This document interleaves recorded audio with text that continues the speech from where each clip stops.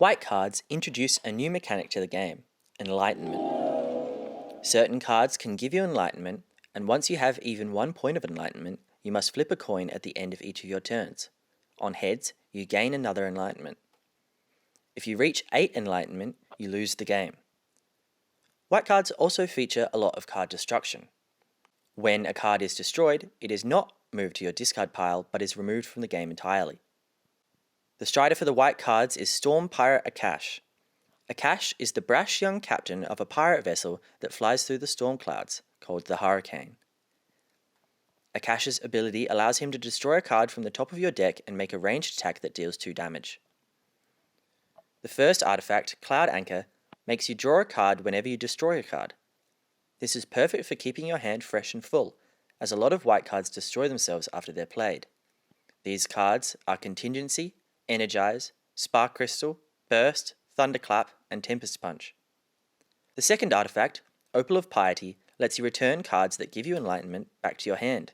This artifact very much encourages rushing down your opponent with cards like Dusk Greeting and Crescent Slash. The third artifact, Moonlit Scripture, adds bonus damage equal to your enlightenment to the first attack you land on your turn. Not the first attack you make, the first attack you land. So if your first attack is nullified or reflected by a trap, it's no worries. The bonus damage will be applied to the next one instead. Sister Celine is a character that while she is active, gives you extra AP equal to your enlightenment. This lets you play super aggressively with high enlightenment, but of course this is a dangerous game to play. Cathedral Beggar can be very useful for keeping your enlightenment at a manageable level. While you have the beggar on the board, you may destroy cards from your hand rather than gain enlightenment, thus staying in the game longer. The third character, Old Sparky, has nothing to do with enlightenment. Instead, he works almost like a battery. Whenever you destroy a card while he is on the board, he takes 1 damage, but you gain 1 AP. Crescent Slash and Dusk Greeting aren't the only cards that give enlightenment. Midnight Prayer, Gibbous Shield, Night Vision, and New Moon Prophecy each give 1 enlightenment as well. Full Moon Hymn, which lets you search your deck for a card, and Dawn Farewell, which returns all cards you've played that turn to your hand, even the destroyed ones. Both give 2 enlightenment when they're played. Moonlight Beam restores an amount of health equal to your enlightenment, but if you let your enlightenment get too high, you don't need to worry about your health anyway, so it's a bit of a balancing act. Cards built around destruction don't just destroy themselves. Overclock and Crackle let you destroy other cards from your deck to either play them for cheap or draw a lot of cards. Electron Avalanche lets you deal out potentially massive damage at the cost of destroying cards from your hand. Surge destroys a card from your hand so you can move and make a ranged attack, and Voltaic Darts makes a ranged attack for every card you've destroyed that turn so far.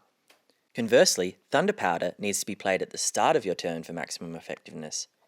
Shock Shield and Contingency even let you destroy your opponent's cards. Contingency is one of the few traps in the game that can be triggered whenever you choose, but it can only be active for 1 turn, so you have to flip it quickly. Impaling Bolt is a ranged attack that lets you remove an enemy trap, and Vortex Seal is a trap that lets you scatter threats and reposition. I mentioned them earlier, but 2 cards are particularly influential upon Hues of Moonlight, and could find a place in almost any deck. Energize and Overclock.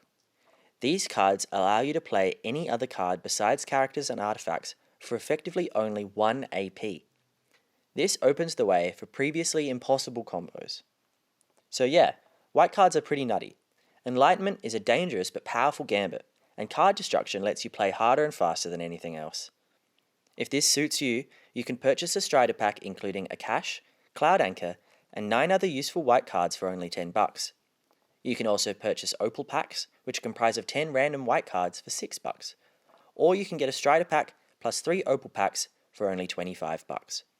All of this and more can be found at www.tatzelworms.com, and if you have any questions, don't be afraid to comment below. Thanks for watching.